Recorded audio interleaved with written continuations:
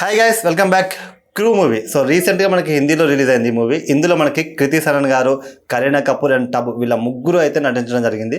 So వీళ్ళ ముగ్గురు performance మాత్రం సూపర్, డ్యామ్ షూట్, చాలా బాగా చేశారు వీళ్ళ ముగ్గురు.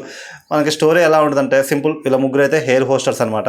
సో ఒక హెయిర్ హోస్టింగ్ కంపెనీలో వీళ్ళు పనిచేస్తూ ఉంటారు. అండ్ ఆ కంపెనీ ఒక 6 months నుంచి చాలా లాస్ట్లో ఉండి శాలరీస్ ఇవ్వక సో వీళ్ళు చాలా ఇబ్బంది పడుతుంటారు అన్నమాట ఫ్యామిలీస్ని రన్ చేసుకోవడం. ఎందుకంటే వీళ్ళు కూడా ఒక మిడిల్ క్లాస్ ఫ్యామిలీ నుంచి ఎన్నో ఆశలతోటి ఒక జాబ్లో జాయిన్ అయిన వాళ్ళు. సో ఇలాంటి సిచ్యువేషన్లో ఉన్న వీళ్ళ ముగ్గురికి ఒక గోల్డ్ స్మగ్లర్ ఫ్లైట్ ఎక్కుతారనమాట. సో ఫ్లైట్ ఎక్కి మనోడు స్పృహ తప్పి పడిపోవడం, వీళ్ళ చేతిలో పడడం, అండ్ ఆ తర్వాత వీళ్ళకి ఒక కార్డు దొరకడం, ఇక్కడ నుంచి వీళ్ళు గోల్డ్ని స్మగ్ల్ చేయాలని వీళ్ళు ఒక థాట్లోకి రావడం. సో దీని తర్వాత ఏమైంది అనేది స్టోరీ అనమాట. అంటే వీళ్ళు ఆ గోల్డ్ని రీచ్ అయ్యారా, తీసుకున్న టైంలో వీళ్ళు ఎలాంటి సిచ్యువేషన్స్ ఫేస్ చేశారు, ఎలాంటి స్ట్రగుల్స్ ఏ విధంగా బయటపడ్డారు అనేది మనకు ఓవరాల్గా మూవీ.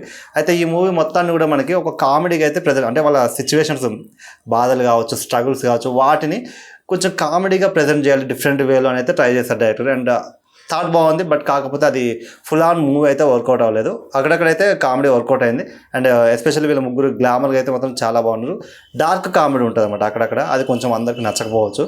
సో చాలా వరకు యూత్కి అయితే బాగా నచ్చుద్ది. అండ్ వాళ్ళ పర్ఫార్మెన్స్ కావచ్చు, వాళ్ళ లుక్ కావచ్చు, డైలాగ్ డెలివరీస్ కావచ్చు, ఇవన్నీ అయితే ఖచ్చితంగా డెఫినెట్గా బాగా నచ్చుద్ది.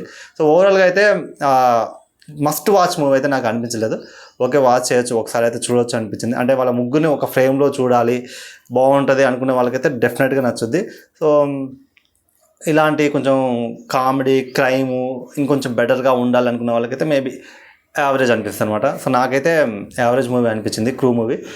మ్యూజిక్ అయితే బాగానే ఉంది, అక్కడక్కడ సాంగ్స్ ఒకటి రెండు బాగున్నాయి. సో ఓవరాల్గా అయితే చెప్పాను కదా, one time watchable. If in case డెఫినెట్గా చూడాలి అనుకుంటే మాత్రమే.